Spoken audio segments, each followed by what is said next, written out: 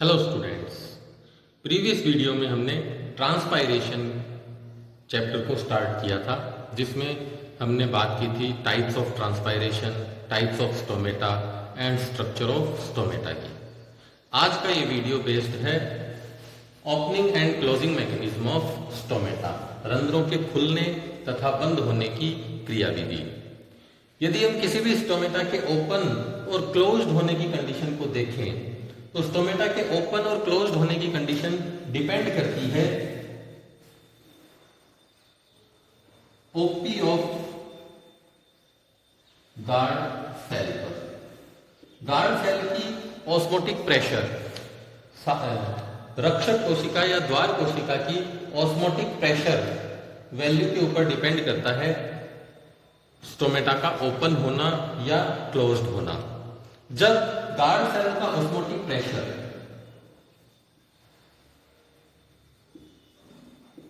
High होता है, अधिक होता है, जब गार्ड सेल्स में ऑस्मोटिक प्रेशर परासरण दाब अधिक होता है, उस समय गार्ड सेल अपनी नियर बाई सेल से वाटर की एंडोस्मोटिक मूवमेंट करवाती है। तो सबसे पहली बात है गार्ड सेल का ऑस्मोटिक प्रेशर क्या है। अगर ऑस्मोटिक प्रेशर गार्ड सेल का अधिक होगा तो उस समय एंडोस्मोटिक मूवमेंट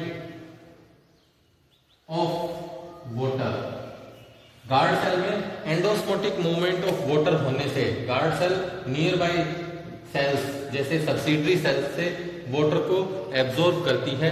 वाटर का एंडोस्मोटिक मूवमेंट होता है गार्ड सेल की तरफ। वाटर के एंडोस्मोटिक मूवमेंट होने से गार्ड सेल का turgor pressure TP of guard cell भी इंक्रीज होता है। गार्ड सेल का टारगेट प्रेशर बढ़ जाता है, क्योंकि जैसे जैसे वाटर का एंडोस्मोटिक मूवमेंट होगा गार्ड सेल का साइटोप्लाज्म डाइल्यूट होना स्टार्ट होता है। डाइल्यूट होने से साइटोप्लाज्म का वॉल्यूम बढ़ने से गार्ड सेल की वॉल प्लाज्मा मेम्ब्रेन के ऊपर साइटोप्लाज्म के थ्रू एक प्रेशर क्रिएट किया जाता है, जिसे हम टर्गर प्रेशर कहते हैं, स्थिति दाब कहते हैं। ऑस्मोटिक प्रेशर हाई होने से एंडोस्मोटिक मूवमेंट ऑफ वाटर होगा गार्ड सेल में, जिससे गार्ड सेल का टर्गर प्रेशर इंक्रीज हो जाता है। गार्ड सेल के टर्गर प्रेशर इंक्रीज होने से outer wall of guard cell get stretched. जैसे जैसे टर्गर प्रेशर गार्ड सेल्स का इंक्रीज होगा, गार्ड सेल की आउटर वॉल बाहर की तरफ स्ट्रेच होती है। हमें पता है गार्ड सेल की आउटर वॉल थिन होती है। थिन होने के कारण टर्गर प्रेशर लगने से गार्ड सेल की आउटर वॉल थिन होने के कारण बाहर की तरफ स्ट्रेच होती है। गार्ड सेल्स की आउटर वॉल का बाहर की तरफ स्ट्रेच होना इनर वॉल में भी टेंशन क्रिएट करता है, जिससे गार्ड सेल की इनर वॉल भी स्ट्रेच होना स्टार्ट होती है। गार्ड सेल की इनर वॉल के स्ट्रेच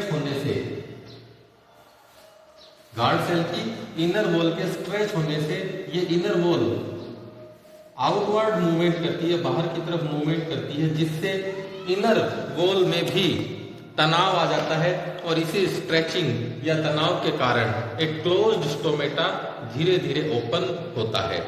तो गार्ड सेल की ओपनिंग टर्गर प्रेशर और ऑस्मोटिक प्रेशर के ऊपर डिपेंड करती है। जब गार्ड सेल का ऑस्मोटिक प्रेशर डिक्रीज्ड होता है, कम होता है, उस समय गार्ड सेल में किसी तरह का टर्गर प्रेशर डेवलप नहीं होता। इस वजह से गार्ड सेल की आउटर और इनर वॉल रिलैक्स्ड कंडीशन में रहती है। रिलैक्स्ड कंडीशन में होने के कारण गार्ड सेल की दोनों इनर वॉल एक दूसरे से चिपकी रहती है, जिससे स्टोमेटा बंद हो जाते हैं। और जैसे ही ऑस्मोटिक प्रेशर इंक्रीज होता है गार्ड सेल में, परासरण दाब बढ़ता है। परासरण दाब बढ़ने से guard cells nearby subsidiary cells सहायक कोशिकाओं से वाटर को एब्जॉर्ब करती है, वाटर का एंडोस्मोटिक मूवमेंट करवाती है। वाटर के एंडोस्मोटिक मूवमेंट के कारण गार्ड सेल का टर्गर प्रेशर बढ़ता है, जिससे गार्ड सेल की आउटर वॉल के ऊपर प्रेशर क्रिएट होता है। आउटर वॉल की स्ट्रेचनिंग से इनर वॉल के ऊपर भी स्ट्रेचनिंग आती है और इस वजह से इनर वॉल धीरे धीरे स्ट्रेच होना स्टार्ट होती है, जिससे स्टोमेटा ओपन हो जाता है। तो इस तरह से गार्ड सेल में ऑस्मोटिक प्रेशर और टर्गर प्रेशर में फ्लक्चुएशन आने से स्टोमेटा की ओपनिंग और क्लोजिंग मैकेनिज्म कंट्रोल होती है। स्टोमेटा की ओपनिंग और क्लोजिंग मैकेनिज्म को कंट्रोल करने के लिए इंपॉर्टेंट रोल प्ले करने वाले दो फैक्टर ऑस्मोटिक प्रेशर और टर्गर प्रेशर की हेल्प से ऑस्मोटिक मूवमेंट स्टोमेटल मूवमेंट को एक्सप्लेन करने के लिए टाइम टू टाइम अलग अलग साइंटिस्ट ने अपनी अपनी हाइपोथेसिस, अपने अपनी थ्योरीज दी थी, जो गार्ड सेल में ऑस्मोटिक प्रेशर और टर्गर प्रेशर पर डिपेंड करती है। स्टोमेटा की ओपनिंग और क्लोजिंग मैकेनिज्म को समझाने के लिए ऑस्मोटिक प्रेशर और टर्गर प्रेशर की सहायता से अलग अलग साइंटिस्ट ने स्टोमेटा की ओपनिंग और क्लोजिंग मैकेनिज्म को एक्सप्लेन किया, जिसमें कुछ इंपॉर्टेंट थ्योरीज हैं, जैसे photosynthesis theory of opening and closing of stomata, रंध्रों के खुलने तथा बंद होने में प्रकाश संश्लेषण वाद। इसी तरह से स्टार्च शुगर इंटरकन्वर्जन थ्योरी, जो स्टोमेटा की ओपनिंग और क्लोजिंग को एक्सप्लेन करती है। स्टीवार्ड थ्योरी, स्टीवार्ड ने अपनी एक थ्योरी दी थी स्टोमेटा के ओपनिंग और क्लोजिंग मैकेनिज्म के लिए। और active potassium hydrogen ion transport hypothesis, सक्रिय पोटेशियम हाइड्रोजन आयन स्थानांतरण सिद्धांत। इन चारों थ्योरीज में से सबसे ज्यादा एप्लीकेबल थ्योरी है active potassium hydrogen ion transport theory, जिसे आज भी अप्लाई किया जाता है और स्टोमेटा की ओपनिंग और क्लोजिंग मैकेनिज्म को एक्सप्लेन करने के लिए। सबसे पहले हम लेते हैं स्टोमेटा की ओपनिंग और क्लोजिंग से रिलेटेड फर्स्ट थ्योरी। स्टोमेटा के ओपन और क्लोज होने के लिए सबसे पहले कॉन्सेप्ट दिया गया था प्रकाश संश्लेषण सिद्धांत, फोटोसिंथेसिस थ्योरी। ये थ्योरी और वॉन मोहल ने फोटोसिंथेसिस थ्योरी को दिया था। स्वेनरडेन और वॉन मोहल के अकॉर्डिंग गार्ड सेल में प्रेजेंट क्लोरोप्लास्ट, गार्ड सेल में प्रेजेंट क्लोरोप्लास्ट के थ्रू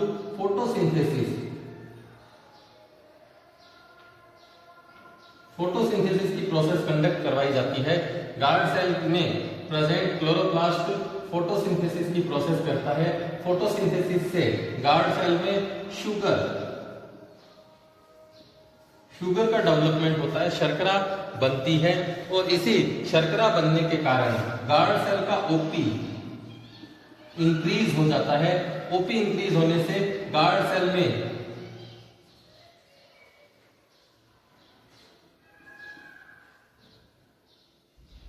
एंडोस्मोटिक मूवमेंट ऑफ वाटर होता है। वाटर के एंडोस्मोटिक मूवमेंट के कारण stomata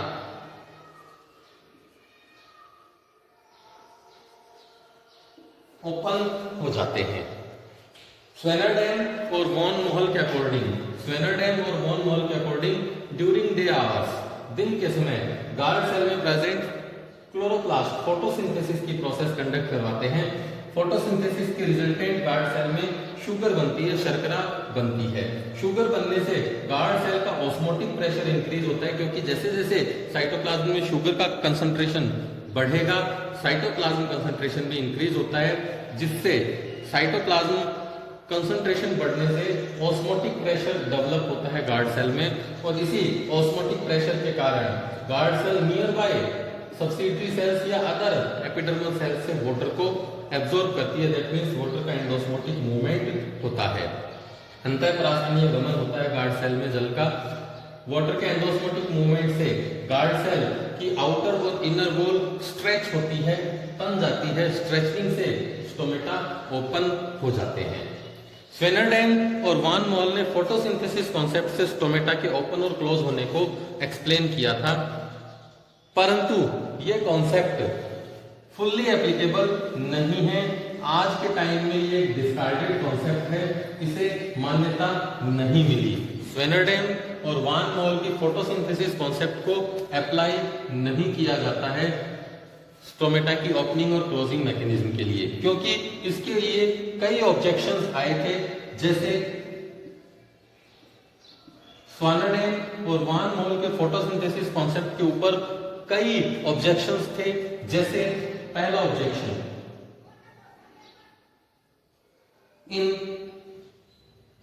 monocot plant,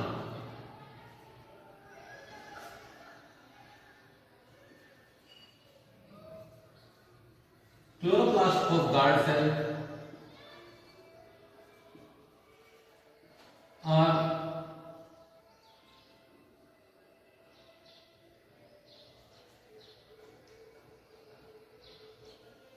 फंक्शनलेस। Monocot plants की गार्ड सेल में प्रेजेंट क्लोरोप्लास्ट फंक्शनलेस होते हैं, कार्यहीन होते हैं। जब क्लोरोप्लास्ट कार्यहीन है तो गार्ड सेल में फोटोसिंथेसिस की प्रोसेस कंडक्ट नहीं हो पाती है। फिर भी मोनोकोट प्लांट्स में स्टोमेटा ओपन और क्लोज होते हैं। ये फोटोसिंथेसिस थ्योरी के थ्रू मोनोकोट प्लांट्स में स्टोमेटा की ओपनिंग और क्लोजिंग मैकेनिज्म को एक्सप्लेन नहीं कर पाता है। ये कॉन्सेप्ट मोनोकोट प्लांट में स्टोमेटा की ओपनिंग और क्लोजिंग मैकेनिज्म को एक्सप्लेन नहीं कर पाता। क्यों? क्योंकि मोनोकोट प्लांट की गार्ड सेल में क्लोरोप्लास्ट फंक्शनलेस है। दैट मीन्स क्लोरोप्लास्ट किसी तरह का फोटोसिंथेसिस प्रोसेस कंडक्ट नहीं करवाता है। इसी तरह से इन कैम प्लांट्स एक स्पेसिफिक कैटेगरी के प्लांट्स हैं, एक विशेष प्रकार के प्लांट्स हैं जिनमें क्रेसुलेशियन एसिड मेटाबॉलिज्म की प्रोसेस कंडक्ट होती है। क्रेसुलेशियन एसिड मेटाबॉलिज्म शो करने वाले प्लांट्स में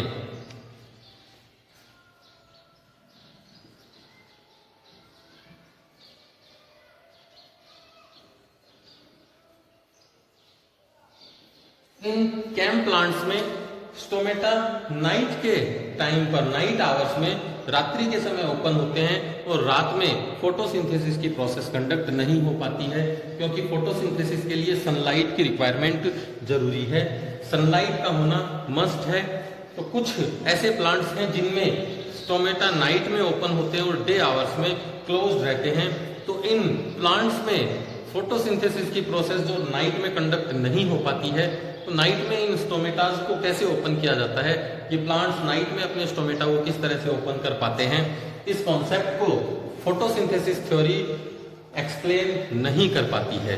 तो इस तरह से कई ऐसे प्लांट्स हैं जिनमें रात में स्टोमेटा खुलते हैं और दिन में बंद रहते हैं, उनमें फोटोसिंथेसिस कॉन्सेप्ट, स्टोमेटा की ओपनिंग के लिए फोटोसिंथेसिस कॉन्सेप्ट एप्लीकेबल नहीं होता है। इसी तरह से मोनोकोट प्लांट्स में स्टोमेटल ओपनिंग और क्लोजिंग मैकेनिज्म को फोटोसिंथेसिस कॉन्सेप्ट से एक्सप्लेन नहीं किया जा सकता, क्योंकि इन प्लांट्स की गार्ड सेल्स में क्लोरोप्लास्ट फंक्शनलेस होते हैं। इन्हीं दो ऑब्जेक्शंस के कारण फोटोसिंथेसिस हाइपोथेसिस को डिस्कार्ड किया गया। फोटोसिंथेसिस हाइपोथेसिस के बाद एक हाइपोथेसिस आई स्टार्च शुगर इंटरकन्वर्जन कॉन्सेप्ट या starch sugar interconversion hypothesis. Starch sugar interconversion hypothesis, यह हाइपोथेसिस सायरे ने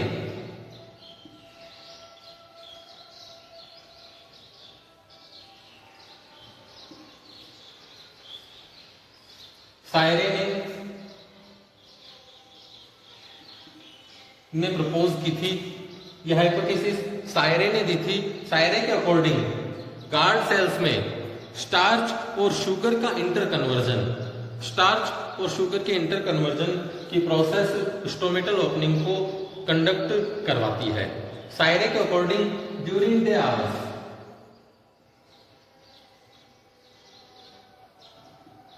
दिन के समय दिन के समय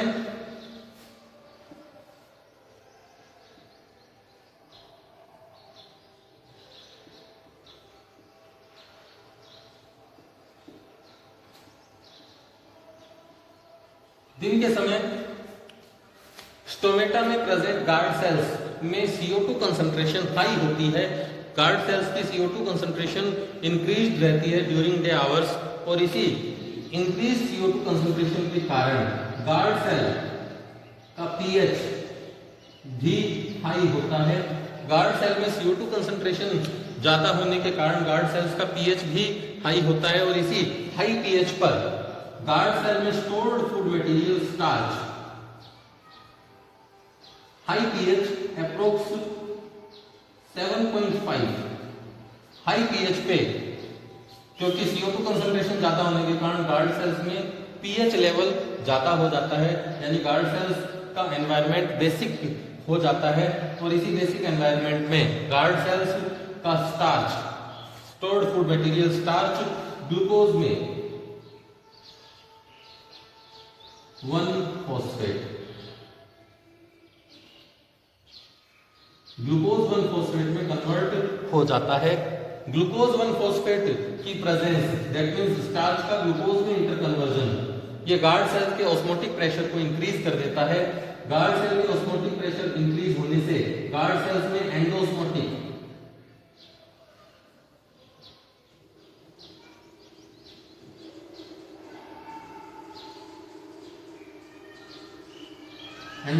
मूवमेंट ऑफ वाटर होता है। गार्ड सेल्स में ग्लूकोज कंसंट्रेशन इंक्रीज होने से गार्ड सेल्स का ऑस्मोटिक प्रेशर इंक्रीज हो जाता है, जिसकी वजह से एंडोस्मोटिक मूवमेंट ऑफ वाटर होता है और इसी वजह से गार्ड सेल्स की टर्जिडिटी इंक्रीज हो जाती है। गार्ड सेल्स की टर्जिडिटी इंक्रीज होने से टर्गर प्रेशर डेवलप होता है, जो स्टोमेटल ओपनिंग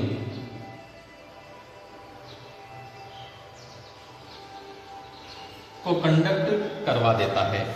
तो सायरे के अकॉर्डिंग स्टोमेटा ओपनिंग में स्टार्च का शुगर में इंटर कन्वर्जन स्टोमेटा को ओपन करवाता है। गार्ड सेल्स में दिन के समय स्टोमेटा में CO2 कंसंट्रेशन, गार्ड सेल्स की CO2 कंसंट्रेशन हाई होती है, जिससे गार्ड सेल्स का pH बढ़ जाता है। pH इंक्रीज होने से गार्ड सेल्स में प्रेजेंट स्टार्च का ग्लूकोज 1-फॉस्फेट में कन्वर्जन होता है। ग्लूकोज 1-फॉस्फेट में कन्वर्जन होने से गार्ड सेल्स का ऑस्मोटिक प्रेशर इंक्रीज हो जाता है, जिससे गार्ड सेल में एंडोस्मोटिक मूवमेंट ऑफ वाटर होता है अदर नियर बाय सेल से। गार्ड सेल के आसपास present other nearby cell से वाटर का एंडोस्मोटिक मूवमेंट होता है, जिससे गार्ड सेल का टर्गर प्रेशर बढ़ जाता है। गार्ड सेल टर्जिड हो जाती है, स्फीत हो जाती है। गार्ड सेल के टर्गर प्रेशर इंक्रीज होने से स्टोमेटा ओपन हो जाते हैं, स्टोमेटा की ओपनिंग कंडक्ट होती है। इसके उल्टे नाइट आवर्स में जब नाइट आवर्स होता है, उस समय गार्ड सेल में बनने वाला ये ग्लूकोज 1-फॉस्फेट अगेन कन्वर्ट हो जाता है स्टार्च में। ये इंटर कन्वर्जन नाइट आवर्स में, चूंकि नाइट आवर्स में स्टोमेटा की CO2 कंसंट्रेशन डिक्रीज हो जाती है, CO2 कंसंट्रेशन के गिरने से pH डिक्रीज होना स्टार्ट होता है और गार्ड सेल का pH अप्रोक्स 5.6 के आसपास पहुंच जाता है, दैट मींस एसिडिक एनवायरनमेंट हो जाता है। तो CO2 कंसंट्रेशन नाइट आवर्स में डिक्रीज होने से गार्ड सेल का pH डिक्रीज होता है, एसिडिक एनवायरनमेंट बनता है। इस वजह से ग्लूकोज 1-फॉस्फेट स्टार्च में कन्वर्ट हो जाता है। स्टार्च में कन्वर्ट होने से गार्ड सेल का ऑस्मोटिक प्रेशर डिक्रीज होता है। गार्ड सेल का ऑस्मोटिक प्रेशर डिक्रीज होने से टर्गर प्रेशर में कमी आती है, जिससे गार्ड सेल फ्लैसिड कंडीशन में आ जाती है और फ्लैसिड कंडीशन में आने पर नाइट आवर्स में गार्ड सेल स्टोमेटा को क्लोज कर देता है। तो इस तरह से सायरे ने स्टोमेटल ओपनिंग और क्लोजिंग के लिए starch sugar inter conversion hypothesis या कॉन्सेप्ट डेवलप किया। सायरे के बाद सायरे के कॉन्सेप्ट को ही आगे इलोबरेट किया, बढ़ाया था एक और साइंटिस्ट स्टीवार्ड ने starch sugar inter conversion concept को ही आगे एक्सप्लेन किया था और अपना एक कॉन्सेप्ट दिया था, जिसके अकॉर्डिंग गार्ड सेल में केवल ग्लूकोज 1-फॉस्फेट ही नहीं बनता है। गार्ड सेल में बनने वाला ये ग्लूकोज 1-फॉस्फेट आगे और ज्यादा डिप्लीट होकर कन्वर्ट होता है ग्लूकोज में, और ग्लूकोज और इनऑर्गेनिक फॉस्फेट बनने के कारण गार्ड सेल्स में स्टोमेटा ओपन और क्लोज होते हैं। स्टीवार्ड की हाइपोथेसिस के अकॉर्डिंग डे टाइम में ड्यूरिंग डे आवर्स स्टोमेटा में CO2 कंसंट्रेशन इंक्रीज रहती है, जिससे pH भी बढ़ जाता है। CO2 कंसंट्रेशन इंक्रीज होने से गार्ड सेल का pH इंक्रीज होता है। pH इंक्रीज होने से गार्ड सेल में प्रेजेंट स्टार्च, ये ग्लूकोज 1-फॉस्फेट में कन्वर्ट होता है। ग्लूकोज 1-फॉस्फेट आगे ग्लूकोज 6-फॉस्फेट में कन्वर्ट होता है। ग्लूकोज 6-फॉस्फेट फॉस्फेटेज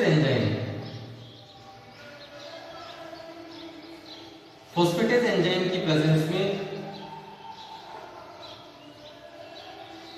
ग्लूकोज और इनऑर्गेनिक फॉस्फेट में कन्वर्ट होता है। तो स्टीवार्ट ने सायरे के कॉन्सेप्ट को ही आगे एक्सप्लेन किया था।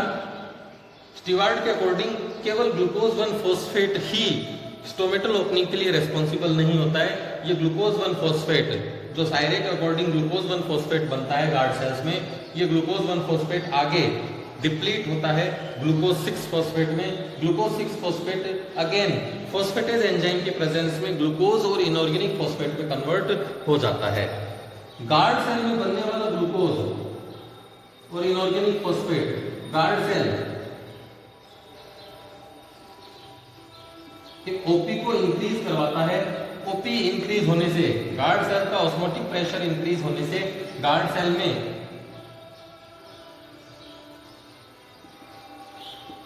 वाटर का एंडोस्मोटिक मूवमेंट होता है। वाटर के एंडोस्मोटिक मूवमेंट से गार्ड सेल की टर्जिडिटी, गार्ड सेल में टर्गर प्रेशर डेवलप होता है जो गार्ड सेल में प्रेजेंट स्टोमेटा को ओपन करने के लिए रेस्पॉन्सिबल होता है। स्टीवार्ट के अकॉर्डिंग डे आवर्स में CO2 कंसंट्रेशन इंक्रीज रहती है जिससे पीएच भी इंक्रीज रहता है। पीएच इंक्रीज होने से गार्ड सेल में प्रेजेंट स्टार्च ग्लूकोज 1 फॉस्फेट में कन्वर्ट होता है। ये ग्लूकोज 1 फॉस्फेट आगे कन्वर्ट होता है म्यूटेज एंजाइम की हेल्प से ग्लूकोज 6 फॉस्फेट में। Glucose 6 phosphate again phosphatase enzyme की प्रेजेंस में ग्लूकोज और इनऑर्गेनिक फॉस्फेट में टूटता है। तो गार्ड सेल में बनने वाला ये ग्लूकोज और इनऑर्गेनिक फॉस्फेट गार्ड सेल के ऑस्मोटिक प्रेशर को इंक्रीज कर देता है। गार्ड सेल के ऑस्मोटिक प्रेशर इंक्रीज होने से एंडोस्मोटिक मूवमेंट ऑफ वाटर होता है। सब्सिडरी सेल से वाटर का मूवमेंट गार्ड सेल की तरफ होता है। गार्ड सेल्स की तरफ जैसे ही वाटर मूवमेंट होगा गार्ड सेल में टर्गर प्रेशर डेवलप होता है जो गार्ड सेल की वॉल को स्ट्रेच करवाता है। गार्ड सेल्स की वॉल में स्ट्रेचिंग होने से आउटर और इनर वॉल बाहर की तरफ स्ट्रेच अप होने से गार्ड सेल्स स्टोमेटा को ओपन कर देती है। इनर और आउटर वॉल स्ट्रेच होने से स्टोमेटा ओपन होता है डे टाइम में। और जैसे ही नाइट आवर्स आता है ये कंप्लीट रिएक्शन रिवर्सिबल मोड में कंडक्ट होती है क्योंकि नाइट आवर्स में स्टोमेटा CO2 कंसंट्रेशन डिक्रीज हो जाती है।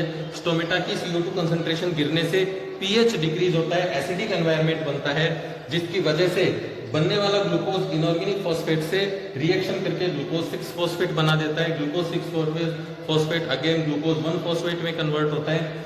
ये आगे चलकर स्टार्च में कन्वर्ट हो जाता है जिससे osmotic pressure of guard cell decrease हो जाता है। Osmotic pressure of guard cells के डिक्रीज होने से गार्ड सेल का टारगर प्रेशर भी डिक्रीज होता है। टारगर प्रेशर डिक्रीज होने से ओपन स्टोमेटा क्लोज्ड कंडीशन में आ जाते हैं क्योंकि गार्ड सेल्स में जब टारगर प्रेशर डिक्रीज होगा तो गार्ड सेल्स की वॉल पर लगने वाला टारगर प्रेशर डिक्रीज होने से वॉल्स अपनी स्ट्रेचनिंग से अगेन रिलैक्स्ड कंडीशन में आती है और रिलैक्स्ड कंडीशन में आने पर स्टोमेटा क्लोज हो जाते हैं।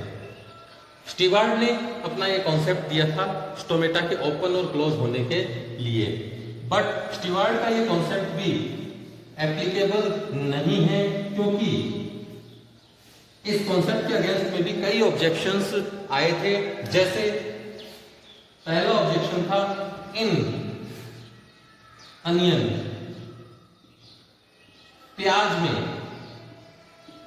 अनियन की लीव्स में, प्याज की लीव्स में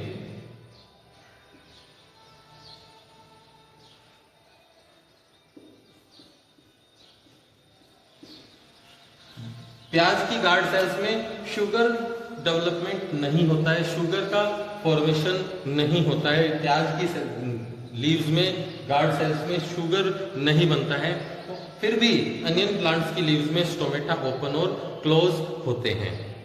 इसी तरह से एक और ऑब्जेक्शन आया था प्लांट्स में गार्ड सेल्स में ऑर्गेनिक एसिड और प्रोटॉन हाइड्रोजन आयंस डेवलप होते हैं, जबकि स्टीवार्ट ने ऐसा कोई भी कॉन्सेप्ट अपनी हाइपोथेसिस में नहीं दिया था। प्लांट्स की गार्ड सेल्स में ऑर्गेनिक एसिड्स और हाइड्रोजन आयन बनते हैं जो कि स्टोमेटा के ओपनिंग और क्लोजिंग के लिए रेस्पॉन्सिबल फैक्टर होते हैं, जबकि स्टीवार्ड के हाइपोथेसिस के अकॉर्डिंग ऐसा कुछ भी गार्ड सेल्स में नहीं होता है। इन्हीं दो ऑब्जेक्शंस के कारण स्टीवार्ड की हाइपोथेसिस को डिस्कार्ड कर दिया गया। स्टीवार्ड के बाद एक कॉन्सेप्ट आया था active potassium hydrogen ion transport hypothesis. ये active potassium hydrogen ion hypothesis सबसे पहले फ्यूजिनो ने दी थी तथा लेविट ने इस हाइपोथेसिस को एक्सप्लेन किया था। Active potassium hydrogen ion inter conversion hypothesis. Stomatal opening और क्लोजिंग के लिए सबसे ज्यादा एप्लीकेबल और रिलायबल कॉन्सेप्ट है। इसे मॉडर्न कॉन्सेप्ट भी कहा जाता है। यह कॉन्सेप्ट फ्यूजिनो ने प्रपोज किया था। फ्यूजिनो ने active hydrogen ion potassium ion interconversion concept या ट्रांसपोर्ट कॉन्सेप्ट दिया था और इसे एक्सप्लेन किया था लेविट ने।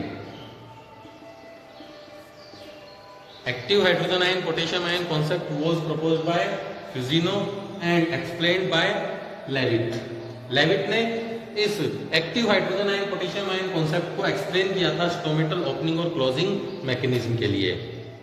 लेविट और फ्यूजिनो के अकॉर्डिंग स्टोमेटा की ओपनिंग और क्लोजिंग डे आवर्स और नाइट आवर्स में ओपनिंग और क्लोजिंग के मैकेनिज्म पोटेशियम आयन और हाइड्रोजन आयन इंटर कन्वर्जन पर डिपेंड करती है। गार्ड सेल्स में पोटेशियम और हाइड्रोजन आयन के ट्रांसपोर्ट के ऊपर डिपेंड करती है।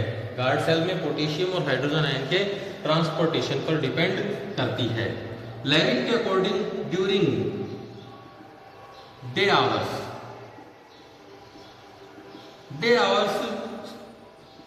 guard cells CO2 concentration of guard cell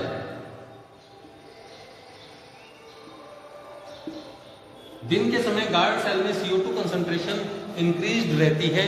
जब CO2 कंसंट्रेशन गार्ड सेल की इंक्रीज रहती है उस समय गार्ड सेल का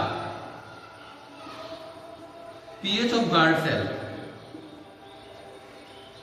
ऑल्सो इंक्रीज्ड रहता है। गार्ड सेल में CO2 कंसंट्रेशन अधिक होने से गार्ड सेल का pH भी ज्यादा होता है। pH की अधिक हाई pH की प्रेजेंस के कारण गार्ड सेल में प्रेजेंट शुगर, गार्ड सेल में प्रेजेंट स्टार्च, गार्ड सेल में प्रेजेंट स्टार्च फॉस्फोइनोल पाइरुवेट में कन्वर्ट हो जाता है। डे टाइम में CO2 की कंसंट्रेशन हाई होने से pH इंक्रीज रहता है गार्ड सेल का, जिससे स्टार्च पहले फॉस्फोइनोल पाइरुवेट में कन्वर्ट होता है। ये phosphoenol pyruvate due to high concentration of CO2 की अधिक कंसंट्रेशन के कारण ये फॉस्फोइनोल पाइरुवेट CO2 के साथ रिएक्शन करके मलेइक एसिड बनाता है। गार्ड सेल में मलेइक एसिड बनता है। गार्ड सेल में बनने वाला मलेइक एसिड आगे हाइड्रोजन आयन और मैलेट में टूट जाता है due to high pH। Stomatal opening और क्लोजिंग के लिए लेविट ने अपना एक्सप्लेनेशन दिया था, जिसमें दिन के समय स्टोमेटा किस तरह से ओपन होते हैं इस प्रोसेस को इन्होंने एक्सप्लेन किया था। दिन के समय गार्ड सेल में CO2 कंसंट्रेशन इंक्रीज रहती है, जिससे गार्ड सेल का pH इंक्रीज हो जाता है। Increase CO2 concentration and increase pH के कारण गार्ड सेल में प्रेजेंट स्टार्च कन्वर्ट हो जाता है फॉस्फोइनोल पाइरुवेट में।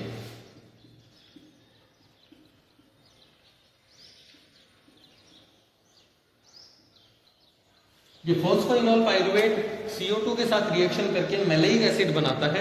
मैलेइक एसिड आगे गार्ड सेल में बनने वाला मैलेइक एसिड आगे हाइड्रोजन आयन और मैलेट में टूट जाता है। तो जैसे जैसे मैलेइक एसिड का डिप्लीशन मैलेट और हाइड्रोजन आयन में होता है, गार्ड सेल में हाइड्रोजन आयन की कंसंट्रेशन इंक्रीज होने लग जाती है। हाइड्रोजन आयन कंसंट्रेशन इंक्रीज होने से एक आयन बैलेंस बनाने के लिए, क्योंकि hydrogen ion concentration guard cell में जब इंक्रीज होगी तो गार्ड सेल की इनर सरफेस की तरफ पॉजिटिव चार्ज बढ़ जाता है और बाहर वाली सरफेस की तरफ नेगेटिव चार्ज इंक्रीज होने लगता है, जिससे एक पोटेंशियल डेवलप होता है। और इसी पोटेंशियल को बैलेंस करने के लिए हाइड्रोजन आयन गार्ड सेल को लीव कर जाते हैं। गार्ड सेल से हाइड्रोजन आयन सब्सिडरी सेल्स की तरफ जाते हैं और हाइड्रोजन आयन की इसी आउटवर्ड मूवमेंट को, हाइड्रोजन आयन की गार्ड सेल से सब्सिडरी सेल्स की तरफ हाइड्रोजन आयन की आउटवर्ड मूवमेंट को इक्विलिब्रिएट करने के लिए, साम्य अवस्था में लाने के लिए गार्ड सेल से पोटेशियम आयन, गार्ड सेल में present potassium ion, subsidiary cells में present potassium ion guard cell की तरफ मूवमेंट करते हैं। दैट मीन्स गार्ड सेल से आउटवर्ड मूवमेंट होता है हाइड्रोजन आयन का सब्सिडरी सेल्स की तरफ, और सब्सिडरी सेल्स से पोटेशियम आयन का इनवर्ड मूवमेंट होता है गार्ड सेल की तरफ। तो हाइड्रोजन पोटेशियम आयन एक्सचेंज यहां कंडक्ट होगा according to active hydrogen potassium ion interconversion concept. Guard cells में हाइड्रोजन आयन, गार्ड सेल में present hydrogen ion subsidiary cells की तरफ आउटवर्ड मूवमेंट करते हैं और सब्सिडरी सेल्स में present potassium ion guard cells में इनवर्ड मूवमेंट कर जाते हैं। गार्ड सेल्स में आने वाला ये पोटेशियम आयन बनने वाले मैलेट रिएक्शन में देखिए, मैलेइक एसिड, गार्ड सेल में बनने वाला मैलेइक एसिड मैलेट और हाइड्रोजन आयन में टूटता है। बनने वाला हाइड्रोजन आयन गार्ड सेल से बाहर चला जाएगा और पोटेशियम आयन गार्ड सेल के अंदर आता है। ये आने वाले inflow potassium ion guard cell में पहले से प्रेजेंट मैलेट से रिएक्शन करके पोटेशियम मैलेट बनाते हैं।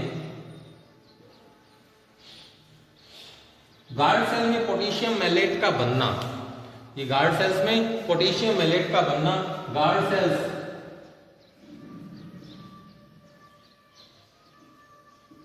की टर्जिडिटी को इंक्रीज कर देता है। गार्ड सेल की टर्जिडिटी को इंक्रीज कैसे करेंगे? पोटेशियम मैलेट, जैसे ही गार्ड सेल में पोटेशियम मैलेट बनता है, ये पोटेशियम मैलेट गार्ड सेल की कंसंट्रेशन को बढ़ा देता है, जिससे गार्ड सेल का ऑस्मोटिक प्रेशर इंक्रीज हो जाता है। गार्ड सेल के ऑस्मोटिक प्रेशर इंक्रीज होने से गार्ड सेल्स में endosmotic movement of water conduct होता है, जिससे गार्ड सेल्स की टर्जिडिटी बढ़ जाती है और एक टर्गर प्रेशर गार्ड सेल्स में डेवलप होता है। टर्गर प्रेशर डेवलप होने से गार्ड सेल्स की वॉल बाहर की तरफ स्ट्रेच होती है। बाहर की तरफ स्ट्रेचिंग होने से स्टोमेटा ओपन हो जाते हैं। तो इस तरह से लेविट के अकॉर्डिंग गार्ड सेल में स्टार्च पहले फॉस्फोइनोल पाइरुवेट में कन्वर्ट होता है due to high concentration of CO2 and high pH. High pH की प्रेजेंस और CO2 की कंसंट्रेशन में इंक्रीज होने से बनने वाला फॉस्फोइनोल पाइरुवेट CO2 के साथ रिएक्शन करके मैलेइक एसिड बनाता है डे आवर्स में। ये बनने वाला मैलेइक एसिड आगे टूट जाता है मैलेट और हाइड्रोजन आयंस में। हाइड्रोजन आयंस गार्ड सेल से बाहर नियर बाई सेल्स की तरफ मूवमेंट करते हैं और नियर बाई सेल्स से पोटेशियम आयन गार्ड सेल्स में इनफ्लो मूवमेंट करते हैं। गार्ड सेल में आने वाले पोटेशियम आयन मैलेट से रिएक्शन करके, गार्ड सेल में प्रेजेंट मैलेट से पोटेशियम आयन रिएक्शन करके पोटेशियम मैलेट बनाते हैं, जिससे गार्ड सेल का ऑस्मोटिक प्रेशर बढ़ जाता है। ऑस्मोटिक प्रेशर बढ़ने से गार्ड सेल्स में एंडोस्मोटिक मूवमेंट ऑफ वाटर होता है other nearby neighbour cells से। एंडोस्मोटिक मूवमेंट होने से गार्ड सेल की टर्जिडिटी इंक्रीज होती है, जिससे स्टोमेटा ओपन हो जाते हैं। दिन के समय ये सारी रिएक्शंस गार्ड सेल्स में कंडक्ट होती है। नाइट आवर्स में लेविट के अकॉर्डिंग यही रिएक्शन उल्टे वे में कंडक्ट होती है, क्योंकि नाइट आवर्स में गार्ड सेल में CO2 कंसंट्रेशन डिक्रीज रहती है। गार्ड सेल्स का CO2 कंसंट्रेशन डिक्रीज होने से पीएच लेवल भी गिर जाता है। पीएच लेवल के गिरने से लो पीएच के कारण पोटेशियम मैलेट अगेन कन्वर्ट हो जाता है मैलेट और पोटेशियम आयंस में। गार्ड सेल्स में पोटेशियम आयन की नाइट आवर्स में पोटेशियम आयन की कंसंट्रेशन बढ़ने से पोटेशियम आयन गार्ड सेल से बाहर जाते हैं और हाइड्रोजन आयन गार्ड सेल्स के अंदर आते हैं। दैट मीन्स ये कंप्लीट रिएक्शन अपोजिट वे में कंडक्ट होती है नाइट आवर्स में, जिससे स्टोमेटा अगेन क्लोज्ड कंडीशन में आ जाते हैं। तो इस तरह से लेविट के अकॉर्डिंग गार्ड सेल्स में पोटेशियम और हाइड्रोजन आयन के इंटर कन्वर्जन से इनफ्लो और आउटफ्लो से स्टोमेटल ओपनिंग और क्लोजिंग की प्रोसेस कंडक्ट होती है। ये कॉन्सेप्ट कंप्लीटली रिलायबल कॉन्सेप्ट है, और इसे स्टोमेटल ओपनिंग और क्लोजिंग के लिए एप्लीकेबल माना जाता है। तो इस तरह से स्टार्च शुगर कन्वर्जन कॉन्सेप्ट जो स्टीवार्ड ने दिया था, स्टीवार्ड और सायरे ने दिया था, नॉन एप्लीकेबल कॉन्सेप्ट है। फोटोसिंथेसिस कॉन्सेप्ट जो स्वेनरडेम और वॉन मोल ने दिया था, ये भी नॉन एप्लीकेबल कॉन्सेप्ट है, क्योंकि इन दोनों कॉन्सेप्ट्स पर कोई न कोई ऑब्जेक्शंस प्रेजेंट थे, इस वजह से इन दोनों कॉन्सेप्ट्स को डिस्कार्डेड कॉन्सेप्ट माना जाता है। मॉडर्न कॉन्सेप्ट के अकॉर्डिंग स्टोमेटल गार्ड सेल्स में पोटेशियम और हाइड्रोजन आयन के इनफ्लो और आउटफ्लो के कारण स्टोमेटा ओपन और क्लोज्ड होते हैं। ये मॉडर्न कॉन्सेप्ट एप्लीकेबल कॉन्सेप्ट है स्टोमेटल ओपनिंग और क्लोजिंग के लिए, क्योंकि इस कॉन्सेप्ट के ऊपर किसी तरह का ऑब्जेक्शन नहीं है। आज के वीडियो में इतना ही। नेक्स्ट हम लेंगे factors of stomata opening and closing and factors which affects the transpiration process।